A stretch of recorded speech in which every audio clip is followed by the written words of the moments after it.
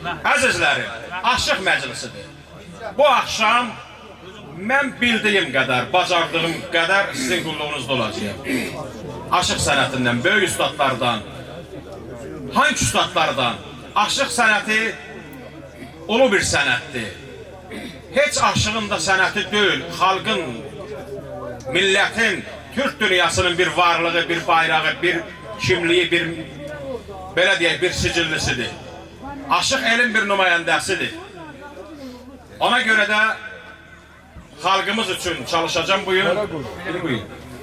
Sizin üçün yaxşı havalardan, havaların hamısı gözəldir. Aşıqlıq sənəti belə deyək ki, ustadlardan eşitdiyimizə görə 7000 ila 5000 il xidməti var.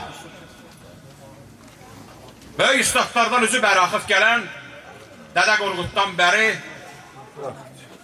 16-cı əsrin axırlarında bu yaxınlığımızda olan Araz qırağından, Dirili kəndindən Dədə Qurban olub birinci. Onun arxasıca gələn 17-ci əsrdə aşıqlığın şahı sayılan, indi Azərşəhr dediyi Abbas Duvarqanlı olub, Duvarqan şəhərində. 18-ci əsrdə Tihmə daşdan Xəstə Qasım baş qaldırıb. 19-cu əsrdə Türk dünyasına şöhrət gətirən, Göyçə mahalından baş qaldıran Dədə Ələsgərov.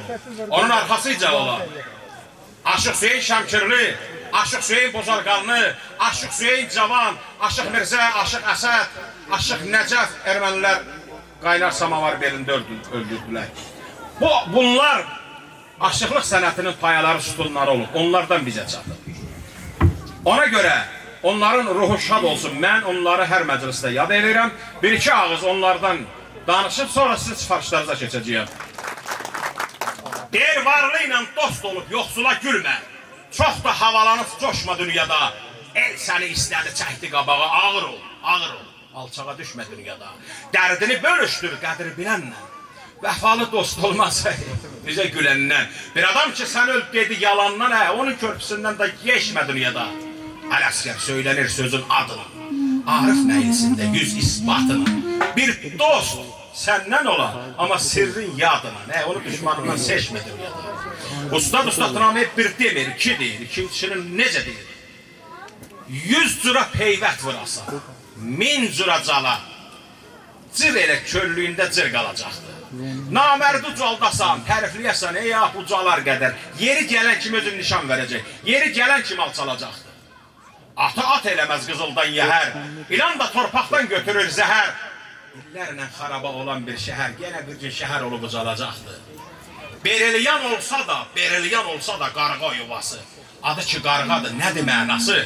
Amma meydanda tək qalsa laçın balası, yenə laçın kimi vuruşacaqdır.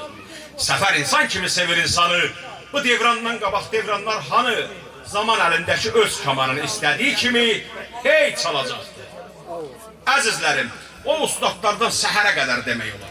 Amma aşıq sənətinin, məclisin bir qayda qanunları var. O böyük ustadları yad eləyəndən sonra məclisin açarı divanıdır, təclisdir, el havasıdır.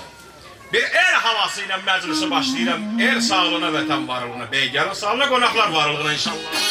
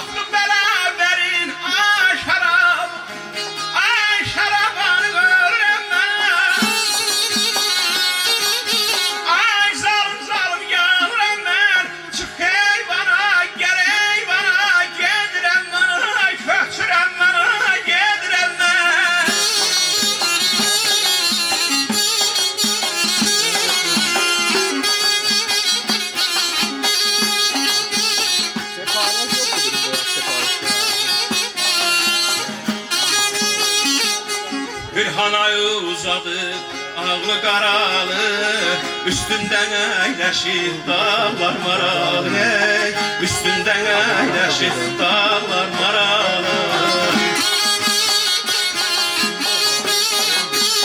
Seni seven neyir dünyada malı, seni seven neyir dünyada malı.